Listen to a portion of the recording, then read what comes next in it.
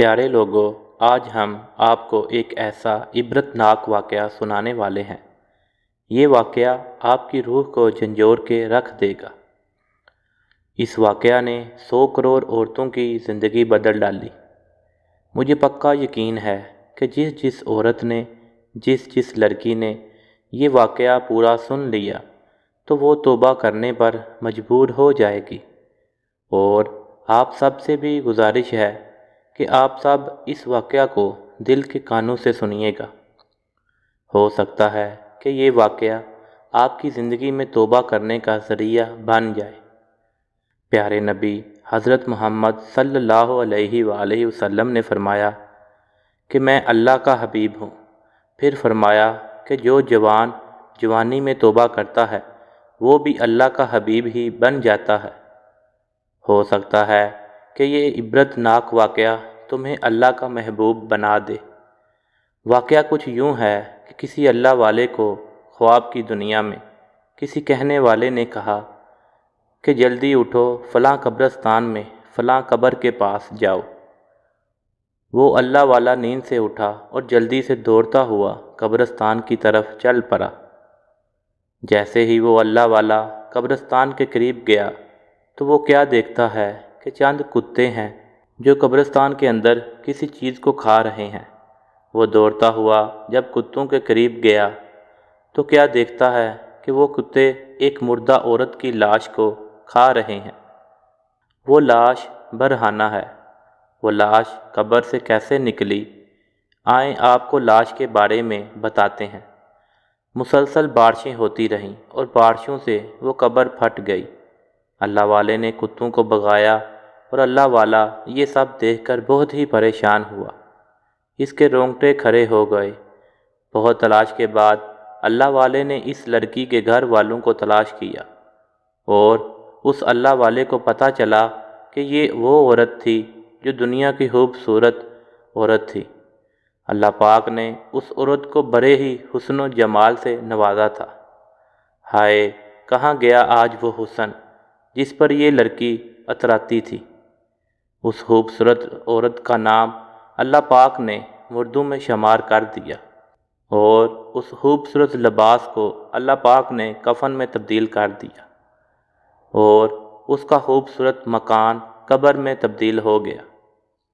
اللہ والے نے ان کتوں کو بھگایا اور اس لڑکی کے رشتہ داروں سے مل کر اس کو دوبارہ کفن دیا اور اس کو دوبارہ سپرد خاک کر دیا۔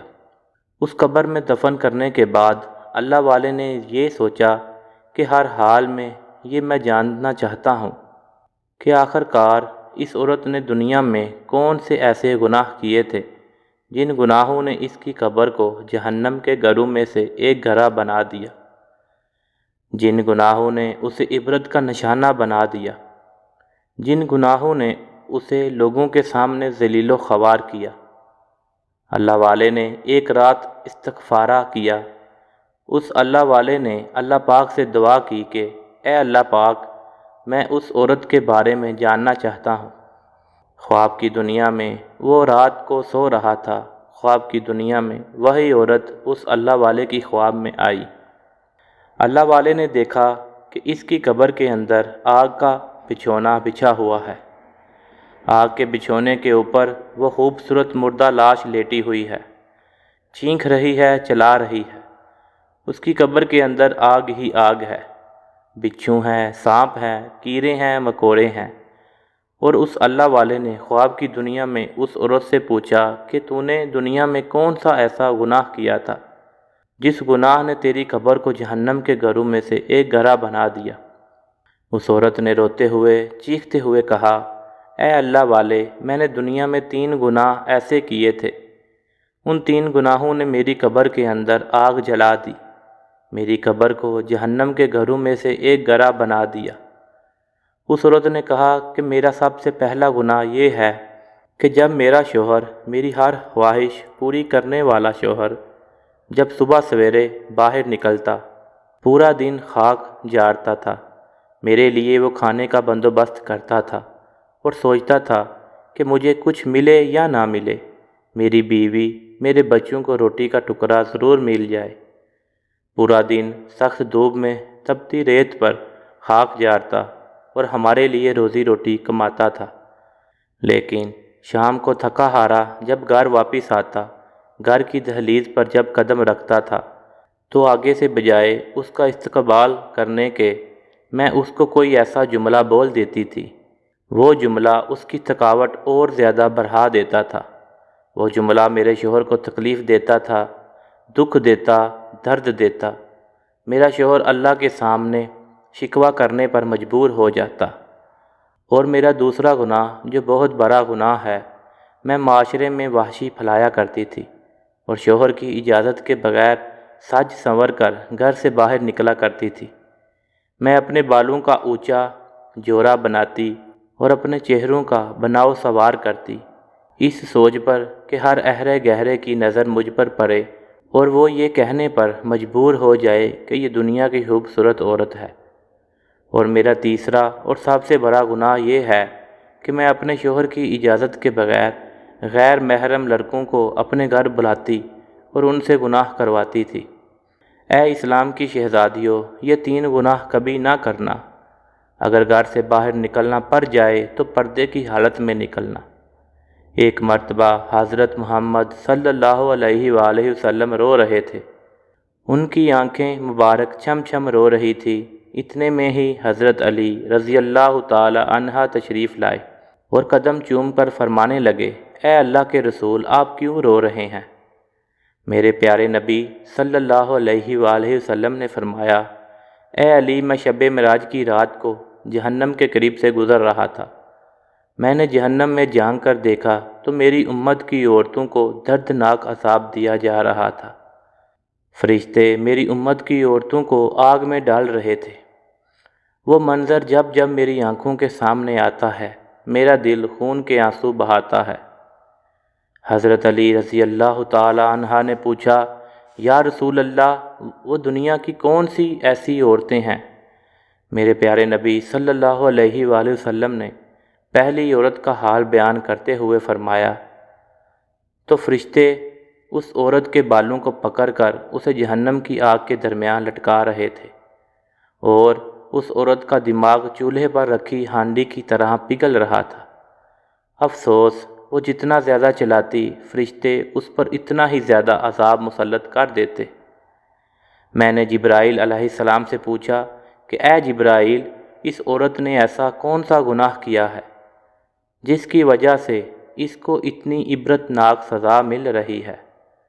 جبرائیل نے فرمایا، یا رسول اللہ صلی اللہ علیہ وآلہ وسلم، یہ آپ کی امت کی وہ گناہ گار عورت ہے جو اپنے بالوں کا اونچا جوڑا بنا کر، اپنے چہرے کا خوب سنگار کر کر کے گھر سے باہر نکلا کرتی تھی اور یہ سوچتی تھی کہ اس پر غیر مردوں کی نظریں پڑیں اور وہ یہ کہیں کہ یہ کتنی خوبصورت ہے۔ یہ معاشرے میں بے حیائی پھیلا رہی تھی۔